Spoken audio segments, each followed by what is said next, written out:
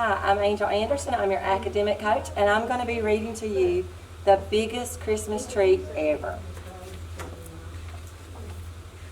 Y'all ready? Once there were two mice who fell in love with the same Christmas tree, but you had to see it to believe it. Everyone in Mouseville loved Christmas trees. Every Christmas family all over town put up the biggest, most beautiful tree they could find. But first came Thanksgiving, the day before the celebration. Clayton, here's Clayton, the house mouse, took a walk around Mouseville. He knew he should be thinking about giving thanks, but the chill in the air reminded him of Christmas. You know what? He said out loud. This year, I'm going to find the biggest Christmas tree ever.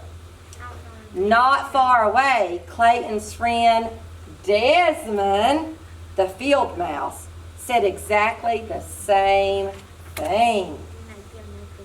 That night, Clayton helped his mom and dad, his brother Andy, and his sister Trudy make special cheese casserole and nut pie for Thanksgiving dinner. Over at Desmond's house, Desmond and his brother Morris helped Uncle Vernon fix a big pot of vegetable stew and cheesecake. Everyone ate much too much. After dinner, Clayton's grandma and grandpa sat in the living room holding their tummies and grumbling. Over at Desmond's house, the cousins from across the road stretched out on Uncle Vernon's sofa and took a nap. Can you take a nap? There you go. All right, sit back up for me. The following morning, Clayton woke up early.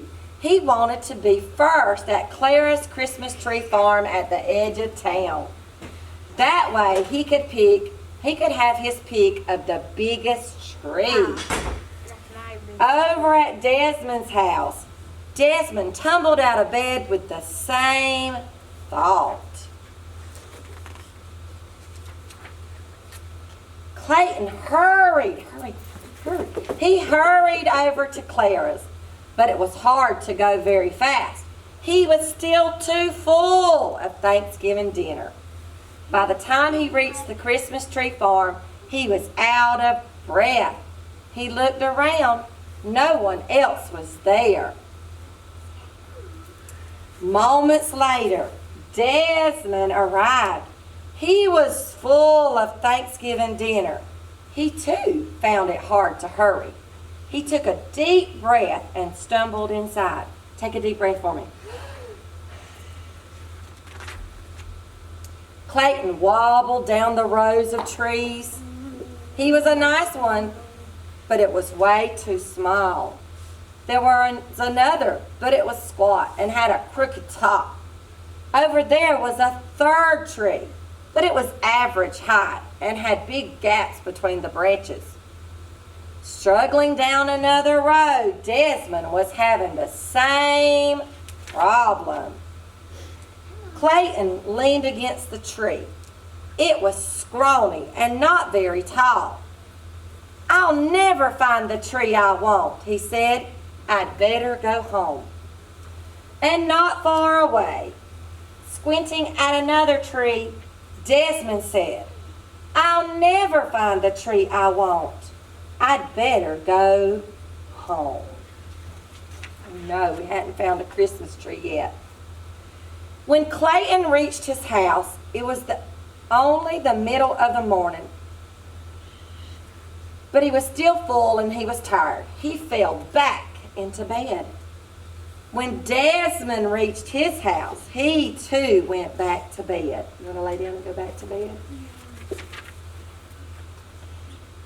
All right, wake up. Wake up for me. Sit back up. Clayton woke up for lunch and spoke to his dad. Dad said, go out this afternoon. Okay. Walk to the far edge of the Christmas tree farm. The biggest trees are there. When Desmond woke up for lunch, Uncle Vernon told him the same thing. That afternoon, Clayton went out again. At the very same time, Desmond did too. Clayton walked to the far edge of the Christmas tree farm. He looked at the big tree after another, but none of them looked like the biggest Christmas tree ever. Down another path, Desmond was having bad luck. Oh no. Starting to lose hope, Clayton peered around a very thick trunk. Desmond peered around the same trunk, and they bumped heads. Can y'all bump heads? And fell down. Okay, fell down. All right, sit back up. All right, be still. I bet you're looking for the biggest Christmas tree ever, said Clayton. I bet you're looking for the biggest Christmas tree ever, said Desmond. Why don't we find it together, said Clayton. No one said we couldn't, said Desmond. They set out through the row of trees. They looked and looked until it was almost dark. Just as they were ready to give up, there it was.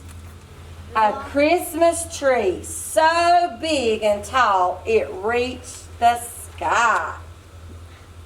How would we cut it down? Clayton asked. It's much too big for the two of us.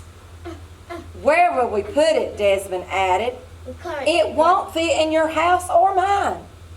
Clayton and Desmond smiled. No. Our families will help us, they said together. All right, sit back up. Sit up straight for me.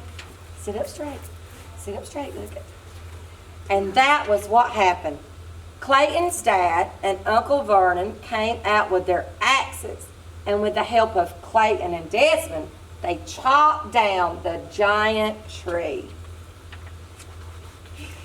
Both families called on friends and relations, and together they loaded the tree onto 100 red wagons and pulled it to Clayton's front yard. There they decorated it with the most wondrous ornaments and colored lights. I think I picked the blue. And on Christmas Eve, with all of Mouseville celebrating around it, the biggest Christmas tree ever lit up the entire hillside. Clayton and Desmond shared a high five. Can y'all give each other a high five? We did it, said Clayton. All of us together, said Desmond. Thank you for joining me for the biggest Christmas tree ever. Bye-bye.